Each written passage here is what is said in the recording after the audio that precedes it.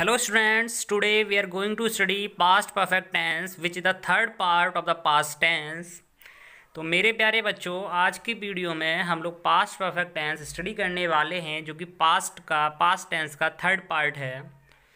तो firstly before starting this video we have to know the definition of past perfect tense. तो सबसे पहले हमें पास्ट परफेक्ट टेंस की डेफिनेशन पता होना बहुत आवश्यक है। तो what is the definition of past perfect tense as you see in front of your screen, कि ऐसे सेंटेंस जिनके लास्ट में, ऐसे वाक्य जिनके अंत में चुका था, चुकी थी, चुके थे, या था, ये थे आदि शब्द आते हैं, उन्हें हम पास्ट परफेक्ट टेंस कहते हैं।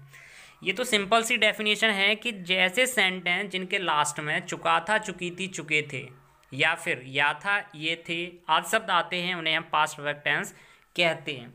लेकिन इस टेंस को समझने के लिए क्या होता है कि इन टेंसेज में टू पार्ट्स दे रखे होते हैं, दो वाक्य जुड़े हुए होते हैं पास्ट परफेक्ट टेंस में।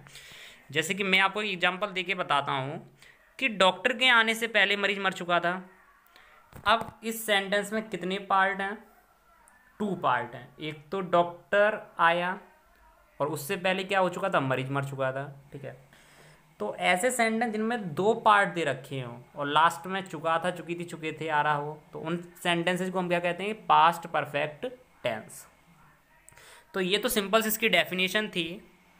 तो देखते हैं इसमें और क्या है कि इस टेंस के जो पास्ट परफेक्ट टेंस के वाक्यों में भूतकाल में, मतलब पास्ट टेंस में, किसी कार्य का निश्चित अवधि से पहले समाप्त हो जाना पाया जाता है। मीन्स एक टाइम पीरियड होता है, उससे पहले वो काम खत्म हो जाता है, समाप्त हो जाता है। या फिर दो कार्य भूतकाल में समाप्त होते हैं, या फिर दोनों जो काम हो रहे होते हैं वाक्य में वो भूतकाल में समाप्त होते हैं। और कैसे होते हैं? एक पहले तो दूसरा बाद में। जैसे कि ये एग्जाम्पल था ना कि डॉक्टर के आने से पहले मरीज मर चुका था, डॉक्टर बाद में आया और मरीज पहले ही मर चुका था। ठीक है, तो इस टाइप के दो सेंटेंस जुड़े हुए होते हैं। इसके कुछ रूल्स हैं, वो भी मैं आपको बताऊंगा। सिंपल सी पहले तो आप ये बात समझ लीजिए कि इसमें क्या होता है कि जो काम पहले ख़त्म हो रहा होता है, जैसे कि आप ये सेंटेंस देखिए, इसमें पहले कौन सा काम हो रहा है? डॉक्टर के आने से पहले, मतलब डॉक्टर बाद में आया, उससे पहले क्या हो चुका था कि मरीज मर चुका था। पहले ये वाला काम हो रहा है, उसके बाद ये हो रहा है हमारा ये वाला काम। तो जो काम वाक्य में पहले ख़त्म होता है उसे तो हम पास्ट परफेक्ट टेंस में बनाते हैं, मीन्स हेड लगा के वर्ब की थर्ड फॉर्म यूज करते हैं। और जो वाक्य बाद में ख़त्म हो रहा होता है उसे हम पास्ट इंडेफिनिट टेंस के अकॉर्डिंग चेंज करते हैं। पास्ट इंडेफिनिट टेंस के अकॉर्डिंग मीन्स सबसे पहले क्या लगाते हैं? बताओ आप लोग। सबसे पहले पास्ट इंडेफिनिट में, अफर्मेटिव टेंस में हम लोग क्या यूज करते हैं? सबसे पहले करते हैं सब्जेक्ट, और सब्जेक्ट के बाद हम लोग यूज करते हैं V2, वर्ब की सेकंड फॉर्म। तो आप जैसे कि ये टेंस देख सकते हैं कि मरीज मर चुका था, मरीज की spelling the patient. Past perfect में बनाएंगे तो मतलब हेड लगाएंगे और वर्ब की थर्ड फॉर्म। तो हेड डाइड, पहले की बिफोर, किसके आने से पहले? डॉक्टर के आने से पहले, तो द डॉक्टर। अब पास्ट इंडेफिनिट टेंस है, सबसे पहले सब्जेक्ट और वर्ब की सेकंड फॉर्म कम की सेकंड फॉर्म केम। तो चलिए एक नज़र पहले हम इसके रूल्स के बारे में और बात कर लेते हैं। तो rule number 1, past perfect tense में क्या होता है कि चाहे हमारा सब्जेक्ट एक वचन हो या फिर बहुवचन हो, ठीक है, दोनों के साथ हेड लगाकर वर्ब की थर्ड फॉर्म का प्रयोग करते हैं। सिंपल सी बात है, सबके साथ हेड लगाएंगे पास्ट परफेक्ट टेंस में, चाहे सब्जेक्ट हमारा सिंगुलर हो या प्लूरल हो, और वर्ब की कौन सी फॉर्म यूज करते हैं? Third form. रूल नंबर 2 की अगर हम बात करें, जैसे कि मैंने आपको भी बताया था कि जिन वाक्यों में दो कार्य भूतकाल में पाए जाएं और उनमें से जो काम पहले समाप्त हो चुका हो उसे पास्ट परफेक्ट टेंस में, जैसे मैंने आपको अभी ऊपर बताया था ना कि जो काम पहले खत्म होता है उसे हम पास्ट परफेक्ट टेंस में, यानी कि सबसे पहले सब्जेक्ट और सब्जेक्ट के बाद हेड और हैड के बाद वर्ब की थर्ड फॉर्म लगाते हैं, ठीक है। और जो काम बाद में हुआ हो उसे simple past tense means past indefinite tense में चेंज करते हैं। पास्ट इंडेफिनिट में कैसे कि सबसे पहले सब्जेक्ट और उसके बाद वर्ब की सेकंड फॉर्म। जैसे कि मैं आपको और एग्जांपल दिखाता हूँ, एग्जाम्पल आप ये देख सकते हैं। फर्स्ट एग्जाम्पल है, वर्षा होने से पहले हम घर पहुँच चुके थे। कितने काम हो रहा है इस टेंस में, कितने कार्य हो रहे हैं, दो कार्य हो रहे हैं। एक तो वर्षा भी हो रही है और दूसरा हम घर पहुंच चुके थे। मतलब वर्षा बाद में हुई, पहले हम घर पहुंच चुके थे। तो पहले हुआ ये वाला वर्क, उसके बाद दूसरा हुआ ये वाला वर्क। तो पहले वाले वाक्य को हम किस में बनाएंगे, पास्ट परफेक्ट टेंस में। तो पास्ट में कैसे बनाएंगे, चलिए बनाना शुरू करते हैं। हम की स्पेलिंग बी, हैड लगाएंगे, हैड, वर्ब की थर्ड फॉर्म रीच्ड, कहाँ पर, होम। अब कब, पहले की बिफोर। वर्षा होने, वर्षा हुई तो वर्षा की इट, और वर्ब की सेकंड फॉर्म रैन। ऐसे ही आप और भी एग्जांपल्स देख सकते हैं। मेरे स्टेशन पहुंचने से पहले गाड़ी छूट चुकी थी। मतलब मैं स्टेशन बाद में पहुंचा, उससे पहले गाड़ी निकल गई, ठीक है। तो पहले क्या हुआ कि गाड़ी निकल गई, तो इसे बनाओ। तो गाड़ी की द ट्रेन, और जो पहले हुआ उसे past perfect, the train had started before I reached the station. सोने से पहले वो अपनी किताब पढ़ चुकी थी, तो she had read her book before she slept. तो ये तो इसके कुछ एग्जांपल्स थे। इसके बाद हम लोग थर्ड रूल की तरफ चलेंगे, जो कि ये भी थोड़ा सा इंपॉर्टेंट रूल है। अक्सर कि इसका इतना यूज नहीं होता, लेकिन ये आपको फिर भी पता होना जरूरी है कि वाक्यों में बाद शब्द का प्रयोग होने पर, अभी तो हमने पहले शब्द यूज होने वाले वाक्य देखे थे, लेकिन अगर वाक्यों में बाद शब्द का प्रयोग हो रहा हो या वाक्य में बाद शब्द का प्रयोग होने पर बाद में होने वाला कार्य, जो काम बाद में हो रहा होगा, मतलब बाद लगा होगा टेंस में, जो काम बाद में हो रहा होगा वो कार्य हमारा प्रिंसिपल क्लॉज होगा, और जो काम पहले हो रहा होगा वो होगा सबऑर्डिनेट क्लॉज। ऐसी स्थिति में प्रिंसिपल क्लॉज में प्रत्येक कर्ता के साथ क्रिया की सेकंड फॉर्म का प्रयोग करते हैं, और जो सबऑर्डिनेट क्लॉज के साथ हेड के साथ क्रिया की थर्ड फॉर्म का प्रयोग होगा। मीन्स प्रिंसिपल क्लॉज के साथ सेकंड फॉर्म लगाएंगे पास्ट इंडेफिनिट टेंस में, और सबऑर्डिनेट क्लॉज के साथ हेड लगा के वर्ब की third form means past perfect tense में। जैसा कि हम लोग इसका एग्जाम्पल 4 देखते हैं, तब आपको समझ में आएगा ये बाद वाला सेंटेंस, क्योंकि अभी तक पहले वाले सेंटेंस मैंने आपको बताए थे। तो बाद वाला जो सेंटेंस है, अपना पाठ याद करने के बाद राम स्कूल चला गया था। मतलब पहले क्या करा उसने, पहले अपना पाठ याद किया और उसके बाद राम कहाँ चला गया, स्कूल चला गया था। तो अपना पाठ याद करने के बाद राम स्कूल चला गया था, तो इसको हम पीछे से बनाते हैं, राम स्कूल चला गया था, ठीक है।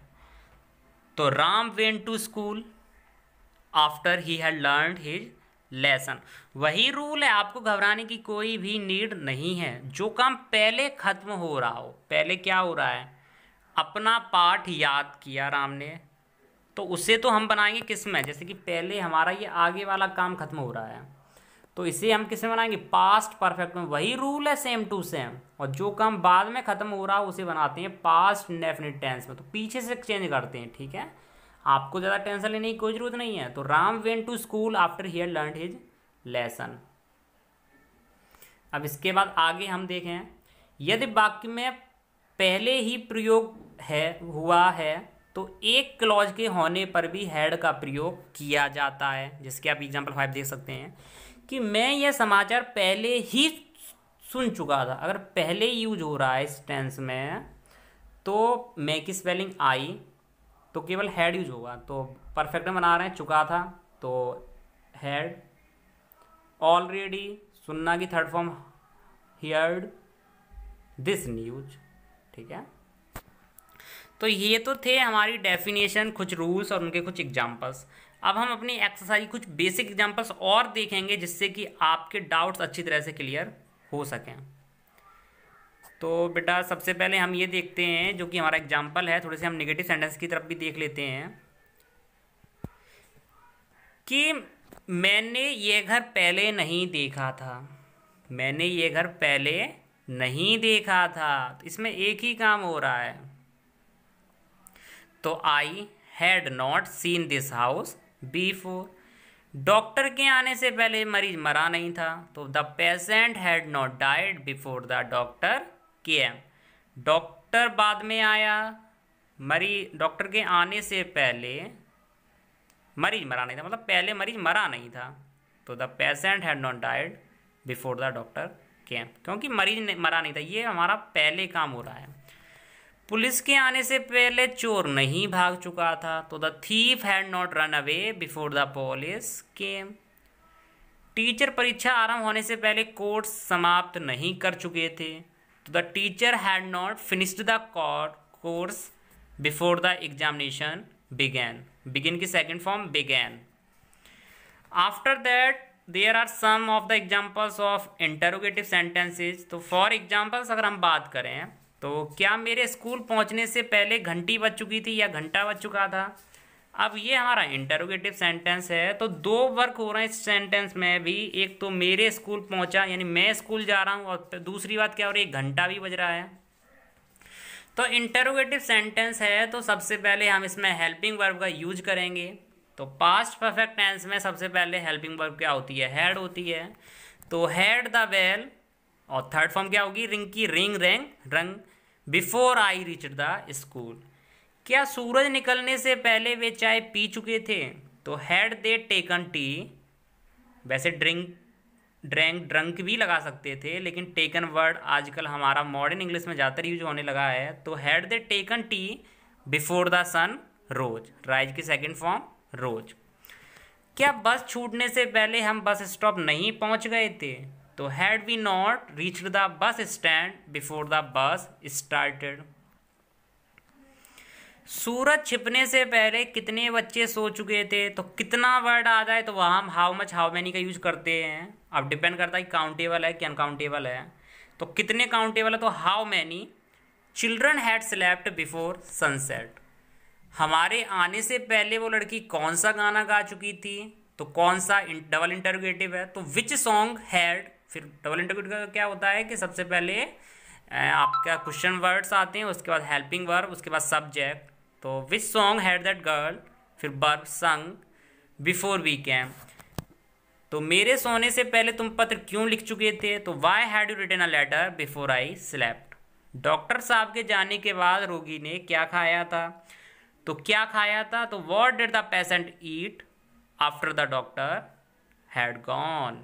जब डिड आता है तो वर्ब की कौन सी फॉर्म आती है, इस बात पर आप लोग याद रखिएगा कि जब हमारा past perfect tense double interrogative होता है तो वहाँ अगर हम डिड का यूज करते हैं तो वर्ब की हम वहाँ कौन सी फॉर्म यूज करेंगे, बताइए आप लोग, भूल तो नहीं गए।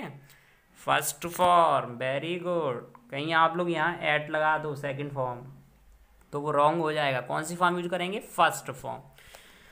तो ये तो थे आज की हमारी वीडियो में पास्ट परफेक्ट टेंस के कुछ डेफिनेशन और कुछ रूल्स और उसके कुछ एग्जाम्पल्स और कुछ उसकी एक्सरसाइज वाले ट्रांसलेशन वाले क्वेश्चन। तो मुझे लगता है कि आपको ये सारी चीज़ समझ में आ गई होगी, और नहीं आई होगी तो आप एक अपनी नोटबुक ले लें और एक नोट्स बनाते चलें इसके तुरंत के तुरंत। और जब उसे आप एक बार नोटबुक पर लिखकर एक बार और स्टडी करोगे तो आपको ये पक्का डेफिनेटली हमेशा के लिए आपके माइंड में ये ऑटोमेटिकली सेव हो जाएंगे as like as computer memory. ठीक है, तो आई होप आपको ये सारी चीज़ समझ में आ चुकी होगी। तो इसी के साथ आप इस चैनल को भी सब्सक्राइब कर लें, जो आप नीचे रेड बटन देख रहे हैं उसके ऊपर क्लिक करके, ताकि जो इसकी जो वीडियो आएगी नेक्स्ट वीडियो वो डायरेक्टली आपको उसका नोटिफिकेशन मिल जाए। और अगर आपको वीडियो अच्छी लगी हो तो उसे लाइक कर लें।